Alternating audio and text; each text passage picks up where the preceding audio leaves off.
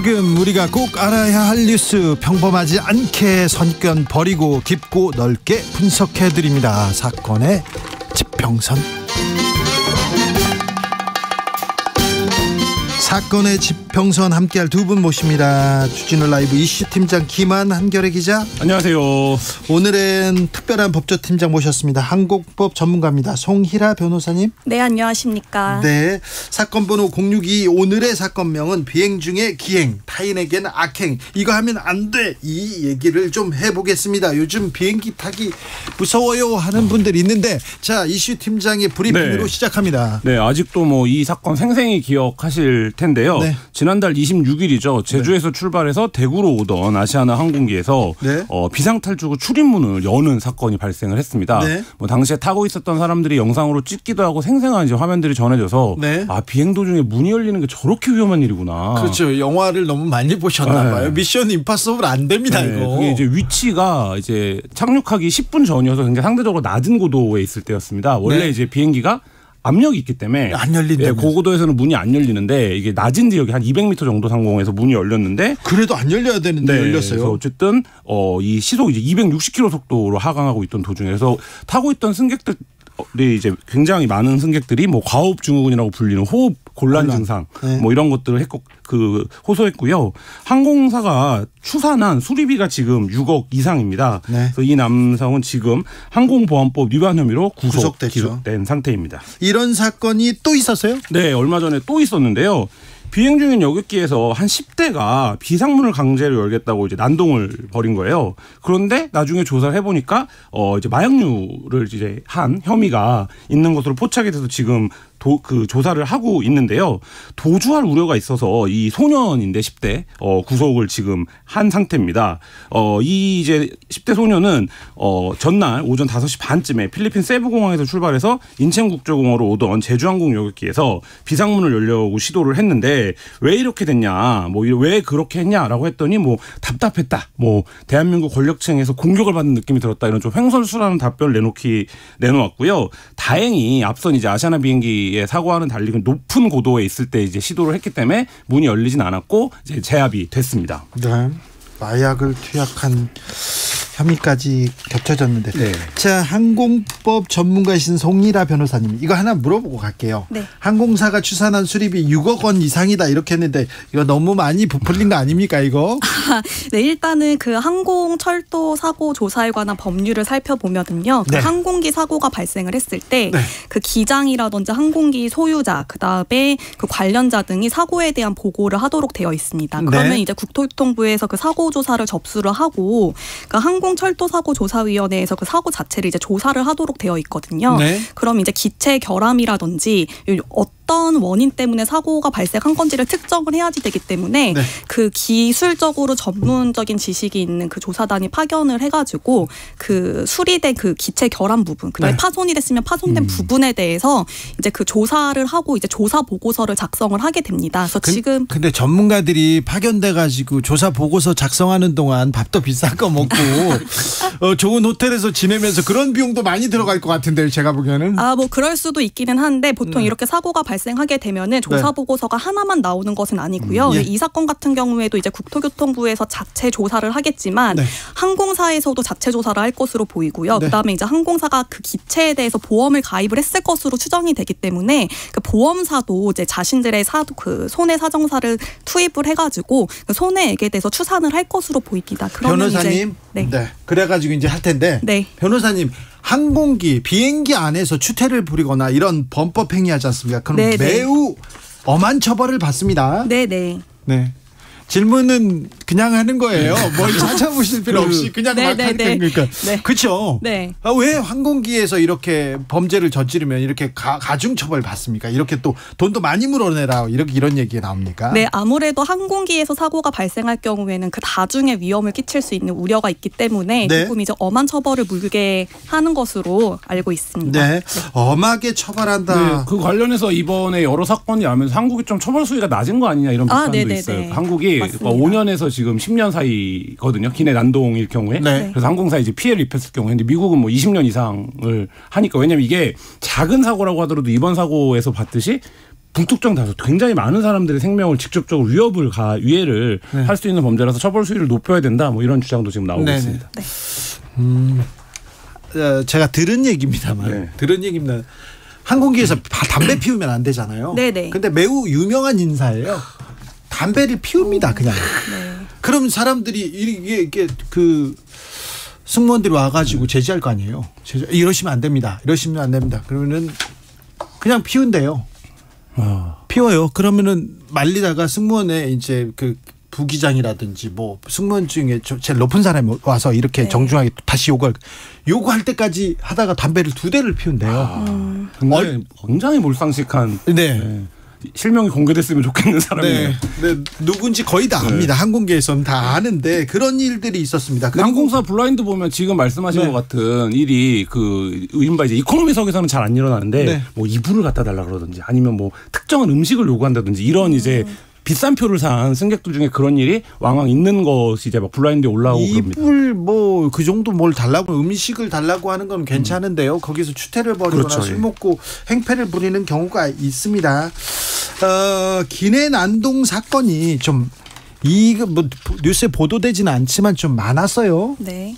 네, 뭐 굉장히 좀 여러 건들이 보도가 돼서 요새는 특히 이제 SNS에 찍혀요. 네. 타고 있는 사람들이 찍기 때문에 이제 문제가 되는데 중소기업 대표의 2세로 알려진 사람이 이제 네. 베트남에서 하노이에서 비행기를 타고 오다가 추태를 부린 거예요. 네. 뭐 반찬을 갖고 뭐라고 하기도 하고 반찬을요? 네, 왜 나한테 뭐 반말을 하냐? 네. 뭐 이렇게 이제 얘기를 하기도 하고 이게 굉장히 많이 벌어지는 일입니다. 이게 이 고충을 호소하는 승무원들이 굉장히 많아요. 그러니까 네. 반말을 한다든지 제공되지 않는 거를 요구한다든지 네. 뭐 이런 부분은 그러다가 갑자기 뭐 괴성을 지르고 손으로 뭐 항공기 벽을 치고 뭐 이런 사건이 있었고 이를 이제 승무원이 제지하니까 이 승무원도 같이 폭행을 하는 뭐 이런 사건이 있었습니다. 우리나라 항공사에서 그랬을 거예요. 네. 외국 항공사한테는 뭐 이렇게 못할 거려. 근데 이때 굉장히 유명한 사람이 한 명이 등장을 합니다. 네. 누구냐면 유명한 팝 가수죠. 리처드 막스가요? 네, 승객이었는데 네. 같이 승무원들과 이 사람의 난동을 제지해서 이게 굉장히 좀 SNS에 널리 퍼졌던 사건입니다. 어미 처벌해야죠, 이런 사람들.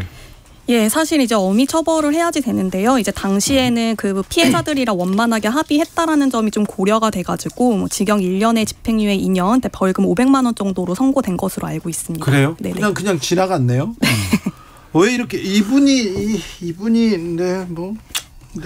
뭐 그리고 또 유명한 사건은 뭐 그 라면 상무 사건이죠. 라면 상무 어떻게 됐어요? 네. 뭐 이분은 지금 뭐 대법원까지 가서 뭐 자기의 해고가 부당하다 뭐 이렇게 이제 소송을 진행을 했는데 라면 상무 기억하시죠? 그 사건 기억 못 하시는 분들이 있을 것 같은데 이게 2013년 일입니까? 네, 13년 일인데 뭐 네. 밥이 나왔는데 이 밥이 본인 입맛에는 안 맞은 거예요. 그러니까 설리겄다라는 거예요. 그래서 라면을 달라. 라면을 끓여왔는데 저 비즈니스석을 타면요 라면을 끓여줍니다. 네. 라면을 끓여주는데 그 라면이 맛있습니다. 네. 그래가지고 라면 끓여와라 얘기를 했는데 네. 그래서 라면도 또 입맛에 안 맞다. 물이 많다. 짜다. 네. 이렇게 얘기를 하면서 수차례 이제 라면을 다시 끓여오라 이렇게 하다가 결국에는 라면을 가져온 승무원의 머리를 앞에 있던 잡지를 말아갖고 때립니다.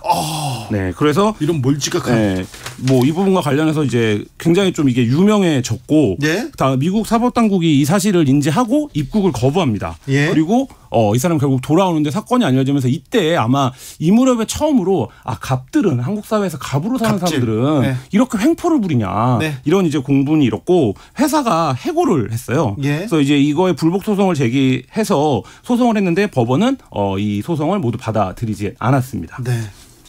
참 라면 상무. 네. 그러니까 이분도 좀 엄하게 처벌 받았어야 되는데 네, 뭐 회사를 안 다니는 거 정도로 정리가 됐는데, 그러니까 이 사건을 계기로 해서 승무원들에게 갑질을 하는 이런 일들이 이후에 이게 중대한 어쨌든 사회적인 공분을 사는 범죄가 될 수 있다 이런 이제 여론을 촉발시켰던 계기가 됐던 사건이었습니다. 변호사님, 우리나라 처벌이 좀 약해요. 외국은 굉장히 엄하게 기내에서 난동 부리지 않습니까? 그러면요 기내에서 크게 목소리를 내지도 않았어요. 네. 제가 보기에는. 그런데 그 승무원하고 막 다투더라고요. 그런데 어떤 얘기가 오가더니 비행기가 내렸어요. 착륙했는데 착륙했는데 좀 잠시 기다려달라고 하더니 그 경찰들이 들어와서 바로 수갑을 채워가지고 가는 경우를 봤어요. 제가. 근데 우리나라는 그러진 않죠. 네, 뭐 아직까지는 뭐 그렇게까지 강력하게 제압이 되거나 뭐 엄하게 처벌되거나 이런 사례가 있는 것은 아닌 것으로 알고 있는데 지금 최근에 발생한 그 2건의 그 비상문 개문 사고, 개문 시도 사고 요것 때문에 지금 굉장히 많은 우려를 하시는 분들이 늘어나고 있고 또 모방 범죄에 대해서도 걱정하시는 분들이 굉장히 많기 때문에 그러니까요. 네, 이런 분위기가 고조가 되다 보면은 이제 그 처벌 수위도 점차 강화되는 쪽으로 개정이 되지 않을까 예상을 하고 있습니다. 저도 이번 방송 준비하면서 이제 그 비행기 어디 문이 열렸나를 찾아보니까 저도 비행기를 탈 때마다 저 문을 누가 열면 열리나? 이 생각을 항상 했던 자리더라고요. 그런 생각을 왜 해? 근데 이게 그런 생각이 돼요. 네, 그러니까 거기 한 명밖에 안 앉고 승무원 옆에 동석도 안 하고 이런 자리여갖고 근데 지금 말씀하신 것처럼 이 일이 너무 떠들썩해져서 혹시라도 이 10대 소년도 답답해서 문을 열어보려고 했다는 건데 그러니까 모방범죄를 막을 방법이 좀 필요해 보입니다. 착륙했을 때도 거기 건드리거나 물어보면 안 됩니다. 이제 더 좀 각별히 좀 잘 대비해야 될 것 같습니다. 3716님께서 항공사 오너 일가는 땅콩 가지고 뭘 해도 더 엄한 처벌 안 받았잖아요. 얘기하는데 땅콩 해양 얘기를 안 할 수가 없네요. 이 사건도 좀 알려주십시오. 이 가장 유명한 항공기와 관련된 한국사에서 가장 유명한 사건이 아닐까 싶은데요. 이른바 이제 땅콩 해양 사건이죠. 조현아 대한항공 부사장이 이제 기내 서비스가 마음에 들지 않는다며 비행기가 이륙하기 직전에 비행기를 회항시켜 버립니다.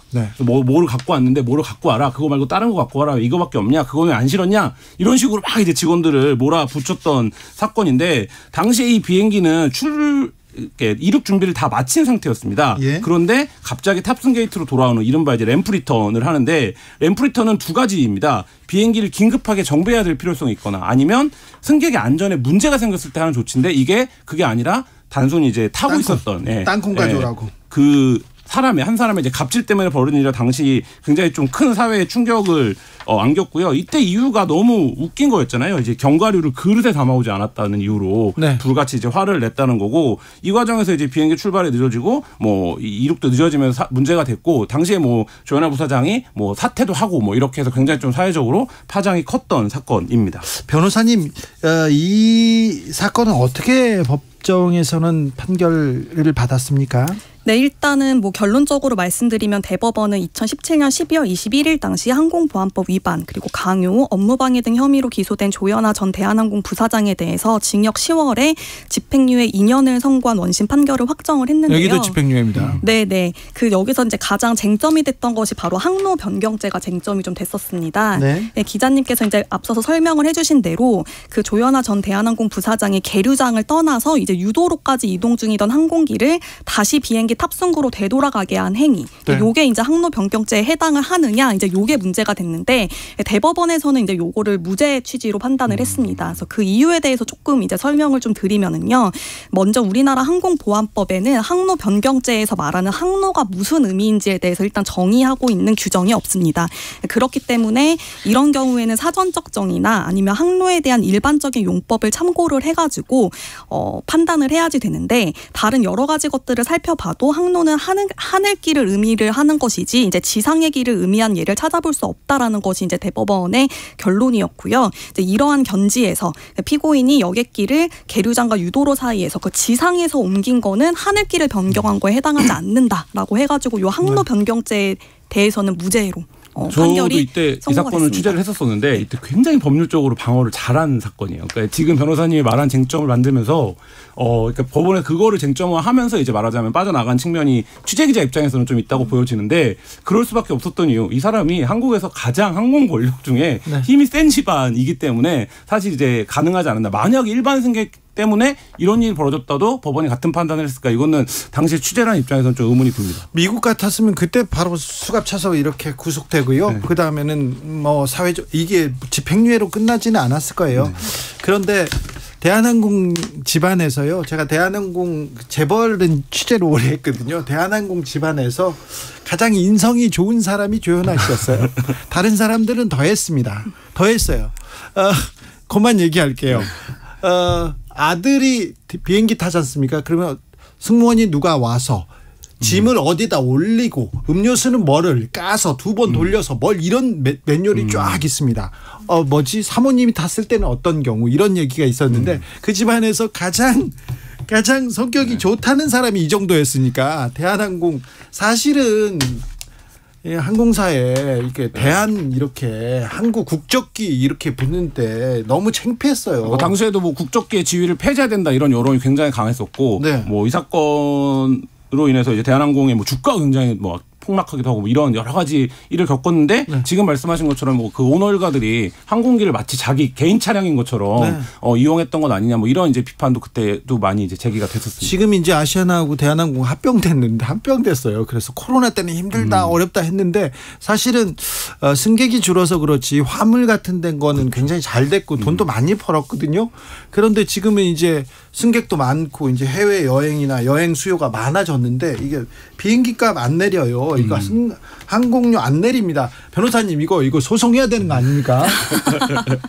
죄송합니다. 초면인데 대본과 전혀 상관이 없지만 이거는 너무 폭리를 취하고 있는 것 같은데 독점적 지위를 가지고 있잖아요. 네네.